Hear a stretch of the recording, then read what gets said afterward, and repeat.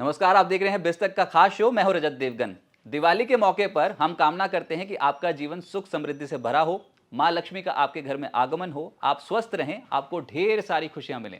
लेकिन अगर आप शेयर बाजार में भी पैसा कमाना चाहते हैं तो बाजार की बारीकियों को समझना पड़ेगा।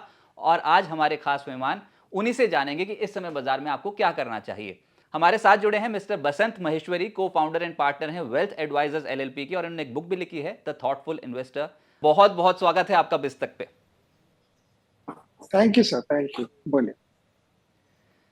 सर, सबसे पहले तो हम यही जानना चाहेंगे कि आपकी लाइफ के बारे में थोड़ा बताएं, क्योंकि हम सब जानते हैं कि आप एक बड़े फंड मैनेजर हो और आपका शेयर बाजार का अनुभव बहुत ज़्यादा है। लगभग 30 साल से ज़्यादा का समय हो गया आपको स्टॉक मार्केट पे। लेकिन इस पूरी ही जर्नी में कुछ प्लस पॉइंट्स आए होंगे, कुछ माइनस, उतार चढ़ाव आपने बहुत देखा होगा। ऑलमोस्ट इंडियन मार्केट्स की तो पूरी साइकिल आपने देख ली है, कई साइकिल्स। तो अभी तक की जर्नी कैसी रही सर, सफ़र कैसा रहा? देखिए, इसको ऐसा देखते हैं कि अगर आप कोई क्रिकेट मैच में 300 चेज कर रहे हैं 50 ओवर में और पहले 4 ओवर में 3 विकेट गिर जाते हैं, तो आप बोलते हैं बहुत खराब शुरुआत रही। लेकिन आप फाइनली देखते हैं आपने मैच जीता कि नहीं। तो अगर मैं उस एंगल से देखूं तो मैच तो जीत गए हैं बिकॉज।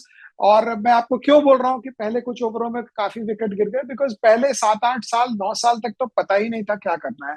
सिर्फ भाव के आगे तो हमें मालूम ही नहीं था क्या देखना। भाव देखते थे और सबसे लो पी स्टॉक जो होता था वो ले लेते थे और घाटा करते थे।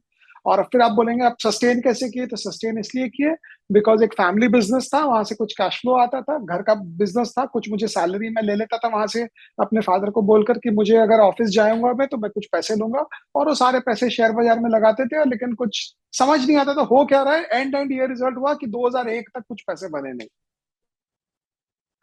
अच्छा, तो फिर बने कैसे?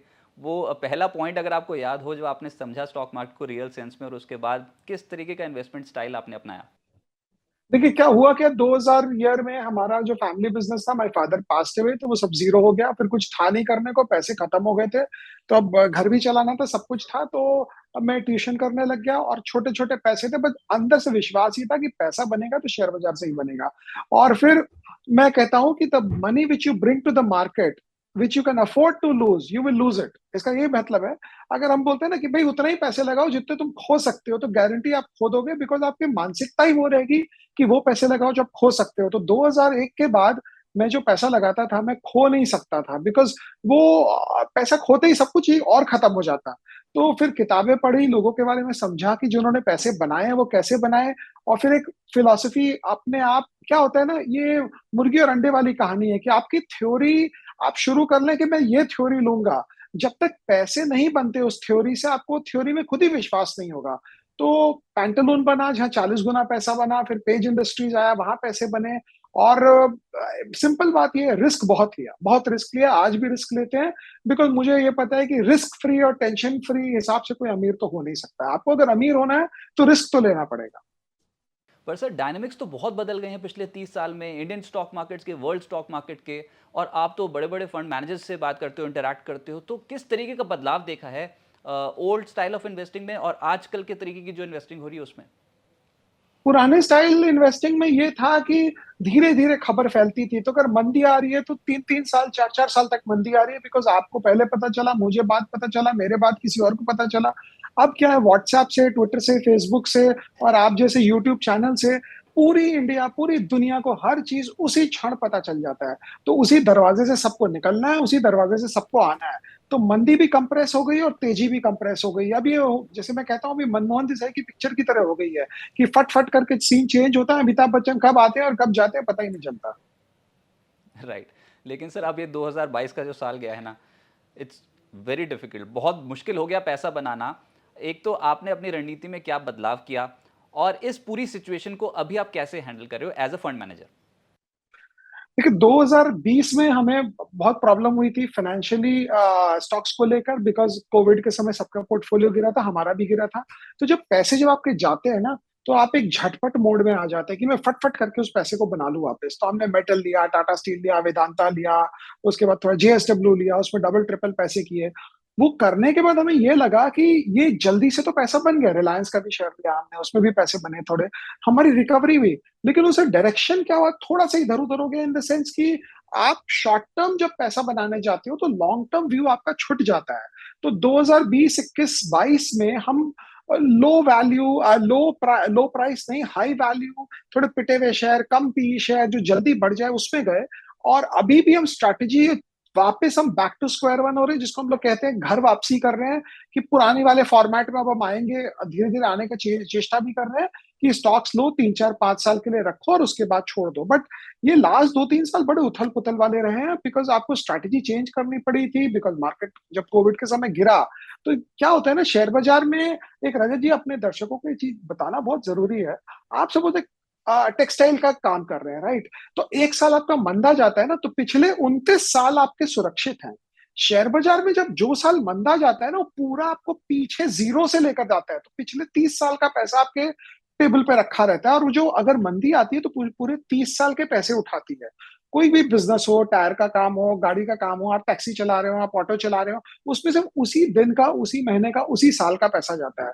तो रिस्क जो एलिमेंट है बाजार में, जितना बड़ा पैसा उतना बड़ा रिस्क, और जितना लंबे समय से आप मार्केट में, क्योंकि आप सब कुछ तो ऑन द टेबल ही रखते हो, तो उस एंगल से ये बहुत ही यूनिक मार्केट है। और यहाँ पे टिकना मतलब जलते हुए घर में से सीढ़ी के बगैर निकलने वाली बात है। सर आप फंड मैनेजर हो और सवाल आपसे बनता है, देखिए जो अभी नई जनरेशन आई है ना मार्केट में, वो इंट्रोड्यूस किस चीज़ से हो रही है? सबसे पहले स्टॉक मार्केट से, ट्रेडिंग से, फ्यूचर ऑप्शन से। सबको क्रेज इतना ज़्यादा है और इतना थ्रिल है, इतना एक्साइटमेंट है इसको लेकर। एक तो आप प्लीज़ उनको मैसेज दे दीजिए कि ये पैसा बनाना क्या इतना आसान है कि आप सोशल मीडिया पे देखो चीज़ें और उसके बाद पैसा बनाना शुरू कर दो, वो भी ट्रेडिंग से। Is it advisable? देखिए, फ्यूचर ऑप्शन करके आपका नया मोबाइल फोन आएगा, एप्पल 14 निकलेगा तो आप ले पाएंगे। उससे ज्यादा आपका घर चेंज नहीं होगा, आपकी गाड़ी चेंज नहीं होगी। ये भी ये हो सकता है कि आपका घर बिक जाए, गाड़ी बिक जाए। तो अनलेस आप बहुत ही कंट्रोल में रहते हैं, आपको पता है कि क्या है, आप ये लॉटरी टिकट हो गई कि 15 रुपए का पुट ले लो और क्या पता 25,000 बेच दो। आप 15 में ले लिए, 25 में बेच भी दिए, 10 रुपए आ गए, 2,000 का लॉट था, 20,000 रुपए से क्या फर्क पड़ेगा किसी की भी लाइफ में। शेयर बाजार एक ऐसा जरिया है जहां पे आपकी लाइफ चेंज करनी है, आपको डेली इनकम के पीछे आप दौड़ेंगे तो बिग पिक्चर आप मिस कर देंगे। जो मैं पहले 7 8 9 साल तक यही करता था कि मैं रोज का सोचता था आज कुछ हो जाए, आज कुछ हो जाए, लेकिन वैसे नहीं होगा। आपको एक व्यू बनाना होगा, आपको एक स्टॉक लेना होगा, बिजनेस लेना होगा, आपको सोचना होगा कि इसकी अर्निंग्स नेक्स्ट 3 साल 5 साल 7 साल तक कहाँ जाएगी, और उसके बाद आप लें और उसके बाद बैठ जाएं। ये क्वार्टर, दूसरा क्वार्टर आपका स्टॉक नहीं चले तो कोई प्रॉब्लम नहीं है, कोई सर पे कोई छत नहीं गिरेगी अगर 6 महीने तक पैसे नहीं बने तो। लेकिन आपकी डायरेक्शन सही होनी चाहिए। आपको अगर जाना दिल्ली है बॉम्बे से, और आप ट्रेन में बैठ गए चेन्नई की, तो जिस स्पीड से भी आप चलिए आप दिल्ली तो पहुंचेंगे नहीं। आप दिल्ली के ट्रेन में बैठे हो, 2 घंटा भी अगर ट्रेन कहीं रुक गई सूरत में तो भी ठीक है, आप पहुंच तो रहे ना दिल्ली। तो डायरेक्शन आपका अगर सही रहा तो फिर मुझे लगता है कोई प्रॉब्लम नहीं है। बट दूसरे को देखकर, इसको देखकर, उसको देखकर हम लोग सब लगता है कि कितने जल्दी हम इस स्पीड को कंप्रेस करें, तो स्पीड तो अपने समय से ही पैसा बनता है। अच्छा, लेकिन मोस्ट ऑफ द टाइम्स ये होता है सर, बाजार पे इतना ज़्यादा वोलेटिलिटी बढ़ गई है ना, बाहर से बैठ के क्रिकेट मैच देखा जा रहा है। खेलने कोई नहीं उतर रहा है, लेकिन हाँ टॉप और बॉटम प्रिडिक्ट करने में सब आगे आ जाते हैं कि कब टॉप लगेगा, कब बॉटम आगे निकलेगा। तो ये वाला तरीका कि हमेशा से ऐसे ही है मार्केट, बाहर से बैठने वाले जो हैं वो ज़्यादा बातें करते हैं कभी कभी, और जो असल पैसा लगाते हैं वो इन्वेस्टमेंट अगर उनको लॉन्ग टर्म के लिए करनी हो तो इस वोलेटिलिटी पे ध्यान देना चाहिए क्या? और ये टॉप और बॉटम की थ्योरी को प्रेडिक्ट करना, ये ठीक बात है क्या? नहीं, जो जितना कम पैसा लगाता है ना, वो उतना ज्यादा डेली मूवमेंट्स पे फोकस्ड होता है। जो बड़ा पैसा लगाता है वो डेली मूवमेंट्स पे फोकस्ड इसलिए नहीं होता क्योंकि उसके लिए एग्जिट करना और एंट्री करना वापस पॉसिबल नहीं है। और आप सही, आपको अगर टॉप और बॉटम के हिसाब से खेलना है तो आपको दो सही डिसीजन चाहिए। एक आपको एग्जिट करना है और दूसरा एंटर करना। अगर आप एंटर कर गए तो आप एग्जिट नहीं कर पाएंगे, अगर आप एग्जिट कर गए तो आप एंटर नहीं कर पाएंगे। किसी ने भी मेरे जान पहचान में, सुनने में, समझने में ऐसे मार्केट को नहीं पकड़ा है कि इसने टॉप और बॉटम दोनों पकड़ लिया। आप एक साइड पकड़ेंगे, लेकिन एक साइड पकड़ने से कुछ होता नहीं, आपको दोनों साइड पकड़ना होगा, वो पॉसिबल ही नहीं। पर सर डर बहुत लग रहा है अब। ये एक तो बताओ कि ये यूएस और यूरोप का जो क्राइसिस है कितना बड़ा क्राइसिस है और कितना बड़ा सरदर्द बनने वाला है दुनिया के लिए, क्योंकि मंदी मंदी सुन के हर न्यूज़पेपर हेडलाइन मंदी से शुरू हो रही है, रिसेशन से शुरू हो रही है। अब तो मंदी आई नहीं रजत है, जी, उसके डर से ही लोग इन्वेस्ट नहीं रजत कर जी, रहे हैं। अगर अगर पुरानी न्यूज से डर लग रहा है तो डरने की कोई जरूरत नहीं है। अगर डर इसलिए लग रहा है कि कुछ नया हो जाएगा तो क्या होगा, पहले वो इवैल्यूएट करें। फॉर एग्जाम्पल, मुझे डर एक ही चीज का लगता है और फिर मुझे डर लग नहीं भी लगता है कि रशिया अगर यूक्रेन में न्यूक्लियर अटैक कर लिया तो क्या होगा, नेटो के साथ लड़ गया तो क्या होगा।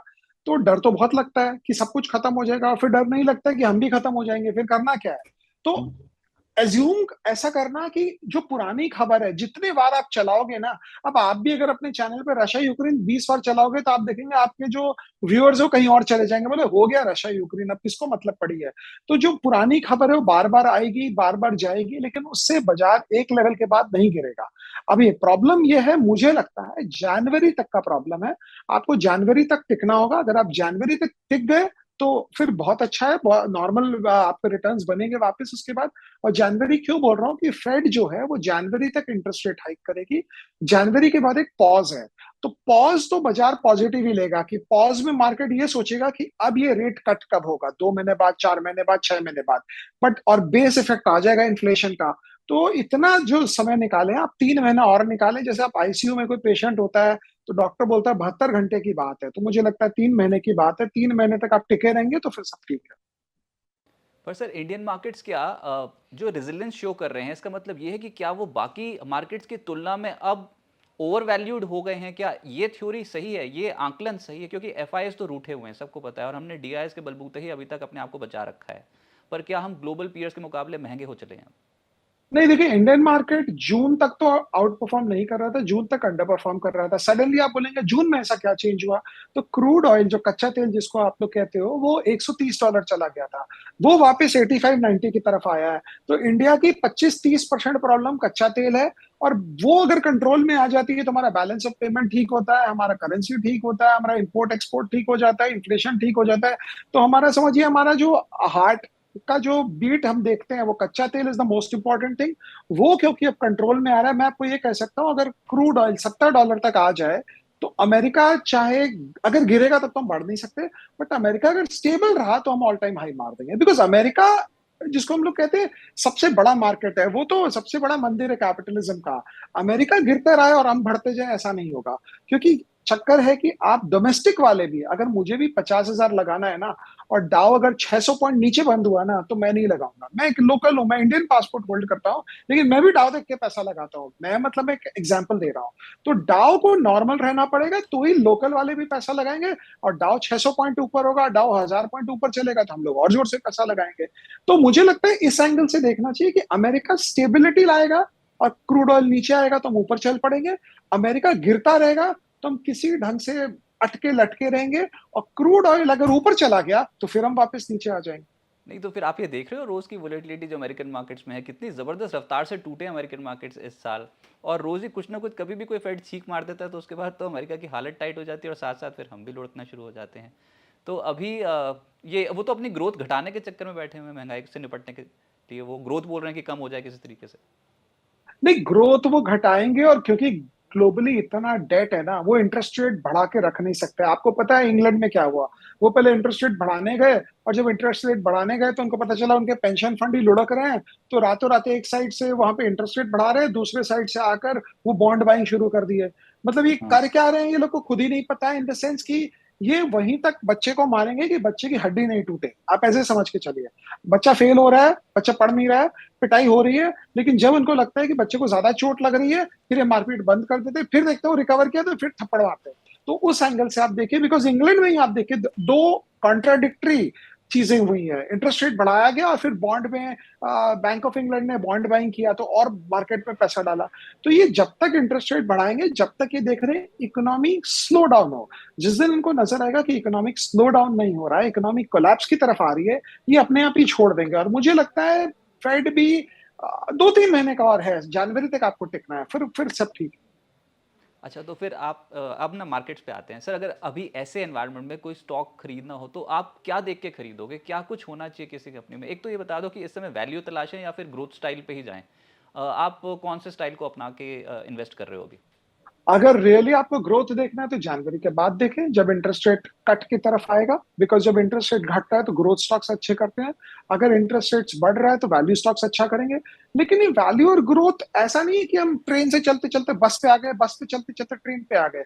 जो एक पैटर्न फॉलो करता है वो उसी पैटर्न में कॉन्फिडेंट रहता है, और कन्विक्शन उसका भी वही बनता है। तो मुझे लगता है अभी के एंगल से अगर आप देखेंगे, तो अगर आपको लंबा समय के लिए वो नेक्स्ट 2-3 साल का व्यू देखेंगे तो मुझे लगता है ग्रोथ स्टॉक्स लेने का टाइम है, बिकॉज़ 1, 2, 3 महीने के अंदर आपको कोई भी मौका मिलेगा, कब मिलेगा, नहीं मिलेगा पता नहीं। अब बॉटम पे तो कोई खरीद सकता ही नहीं है। और अगर आपको रियली सिक्योर और सेफ रहना है, तो आप डीप वैल्यू ढूँढें, लेकिन उसमें एक चीज़ है, वैल्यू वैसी स्टॉक्स में नहीं देखनी जहाँ पे वैल्यू ऑप्टिकल नज़र आती है। फॉर एग्ज़ाम्पल, आप एक मेटल स्टॉक उठाएँगे, आपको लगेगा टाटा स्टील का पीई कितना कम है, ये ले लें। लेकिन टाटा स्टील के पीछे फेड लगी हुई है कि वो स्टील और सीमेंट और स्टील और मेटल सबके दाम घटाने के लिए। तो वैल्यू वहाँ देखें जहाँ नॉन सिक्लिकल बिज़नेस हो, वहाँ पे आप वैल्यू देखें। तो सर, तो फिर दिवाली तक कहाँ पर पैसा बनेगा? कौन सी ऐसी थीम्स हैं जो आउटशाइन करती हुई नजर आएंगी? नहीं, मुझे लगता है अगर 3 साल का व्यू है तो इलेक्ट्रिक व्हीकल अच्छी थीम है। ग्लोबली या इंडिया वाइज़ जो भी कंपनी इलेक्ट्रिक व्हीकल में जा रही है, बिकॉज़ एक चेंज हो रहा है, स्ट्रक्चरल चेंज आ रहा है। क्रूड ऑयल अगर रशिया लड़ता रहा तो 70-80 के नीचे लाने नहीं देंगे और रशिया और यूक्रेन वहाँ पे, तो वो एक अच्छी थीम है। उसके बाद एक और थीम आईटी सर्विसेज़, मुझे लगता है ये एक अच्छा मौका है लेने का, अगर आपको 2 या 3 साल का व्यू है, बिकॉज़ इंडिया से ऑफशोरिंग चलता रहेगा और डॉलर जो है 82 हाफ ऑलरेडी हो गया है 78 का। तो वो 4 रुपए वहाँ आपको फ़ायदे हो ही रहे हैं। तो इस एंगल से आप अगर लॉन्ग टर्म व्यू बना के रखते हैं, तो कंज्यूमर स्टॉक्स आप देखें, आप लार्ज बैंकिंग देख सकते हैं, इस ढंग से आप स्टॉक्स बना के देखें।